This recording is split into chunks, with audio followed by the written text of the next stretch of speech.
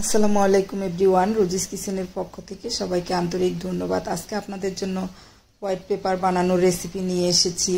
আমরা সবসময় বাজার থেকে চড়া দামে হোয়াইট পেপার কিনে থাকি, তো আজকে আমার এই রেসিপি ফলো করলে কারো আর চড়া দামে হোয়াইট পেপার কিনতে হবে না। তো চলুন দেখে নিই হোয়াইট পেপার বানানোর জন্য আমি প্রথমে কি কি উপকরণ নিচ্ছি। প্রথমে আমি একটা কাপের মধ্যে সাদা গোলমরিচ নিয়েছি, আধা কাপ থেকে একটু কম। তো একটা কড়াইতে দিয়ে দিচ্ছি। তো ঠিক একই মাপে আমি আবার পোলাও চাল নিয়েছি, এখানে সাদা গোলমরিচ নিয়েছি আধা কাপ থেকে কম, পোলাও চাল নিয়েছি আধা কাপ থেকে একটু কম। তো দিয়ে দিলাম কড়াইতে।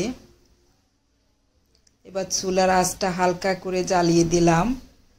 এবার একটা খুন্তি দিয়ে আস্তে আস্তে নেড়ে ছেড়ে একটু মচমচে করে ভেজে নিব। এই পর্যায়ে চুলার আঁচটা লো থাকবে, একদম লাল করে ভাজা যাবে না। চালটাও যেন সাদা থাকে, গোলমরিচটাও যেন সাদা থাকে, ওইভাবে নেড়ে ছেড়ে একটু মচমচে করে ভেজে নিতে হবে, ঠিক আমি যেভাবে করতেছি। তো এই যে ভাজা হয়ে গিয়েছে, এবার আমি ঠান্ডা করে নিব। তো এই যে ঠান্ডা হয়ে গিয়েছে, এবার আমি ব্লেন্ডারের ছোট বাটিটা নিয়েছি পাউডার করার জন্য। আস্তে আস্তে বাটিটাতে দিয়ে দিচ্ছি। সুন্দরভাবে মচমচে হয়েছে, তো আমি পাউডার করে নিচ্ছি। তো এই যে হয়ে গিয়েছে হোয়াইট পেপার। আমি একটা চামচ দিয়ে দেখিয়ে দিচ্ছি, খুব সুন্দরভাবে পাউডার হয়েছে।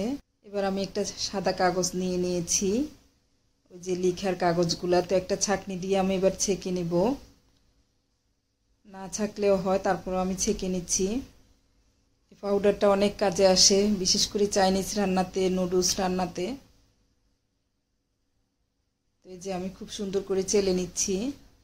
তো ছাঁকনির উপরে গোলমরিচের খোসাগুলো উঠে গিয়েছে, এবার আমি ফেলে দিচ্ছি। এবার আমি একটা পরিষ্কার বয়ম নিয়েছি, ছোট্ট একটা পরিষ্কার বয়ম, আমি কফির বয়ম নিয়েছি। এবার আমি আস্তে আস্তে হোয়াইট পেপার বয়মে দিয়ে দিচ্ছি। ছোট্ট একটা বোতল কিনি আমরা 80-90 টাকা দিয়ে, এখানে অনেকগুলো হোয়াইট পেপার হয়েছে, অনেক দিন যাবে। তো আমি সবগুলো হোয়াইট পেপার বয়মে ঢুকিয়ে নিয়েছি। এই যে, তো আমার ভিডিওটা ভালো লাগলে একটা লাইক দিয়ে যাবেন। ইউটিউব চ্যানেলে যারা দেখছেন তারা একটা সাবস্ক্রাইব করে পাশে থাকা বেল আইকনটা ক্লিক করে সবসময় আমার রান্নার নতুন নতুন ভিডিও দেখবেন। আল্লাহ হাফেজ।